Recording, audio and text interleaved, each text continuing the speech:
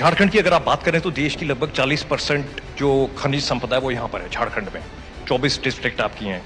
कई चैलेंजेस आपके सामने हैं। दो आपके टेनेंसी एक्ट यहाँ पर चल रहे हैं, छोटा नागपुर टेनेंसी एक्ट और संथाल परगना टेनेंसी एक्ट, और दोनों काफ़ी उनकी रिस्ट्रिक्शन बहुत टाइट है उनकी कि ट्राइबल को ज़मीन दे सकते हैं।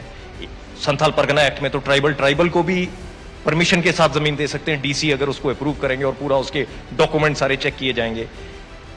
लगभग 70% ज़मीन आपकी इन एक्ट्स के तहत कवर्ड है। तो एक तरफ आप एक पुश लेकर चल रहे हैं कि हमने स्टेट को डेवलप करना है, दूसरी तरफ आपके ये एक्ट्स लागू हैं यहां पर जिसके चलते दिक्कत आएगी कि हम जमीन कैसे दे पाएंगे, इंडस्ट्रीज कैसे यहां पर झारखंड में आ पाएंगी। तो ये चुनौती आपके सामने खड़ी है।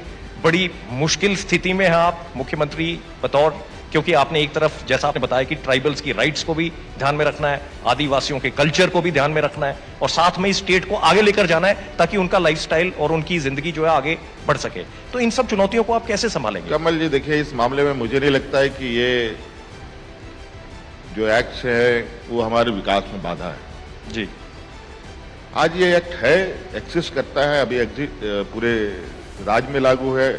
ये जरूर है कि ये आदिवासी के हितों को लेकर के ये कानून बने, और कई हद तक ये सफल भी रहा, और कई हद तक थोड़ा उसमें लोगों ने उसे गलत इंटरप्रिटेशन भी करने का प्रयास किया, क्योंकि ये समूह एक ऐसा समूह देश का है जहां कई समस्याएं इनके साथ है, सामाजिक कमजोरी, आर्थिक कमजोरी, बौद्धिक क्षमताएं नहीं।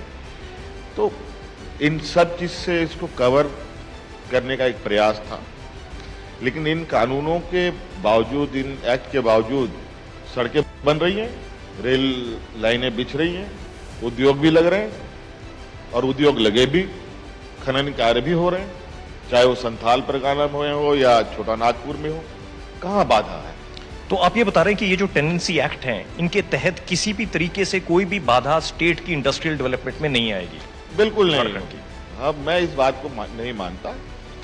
बशर्ते आप, बहुत सारे लोगों ने जरूर उद्योग के नाम पर लोगों से जमीन ठगने का प्रयास किया है।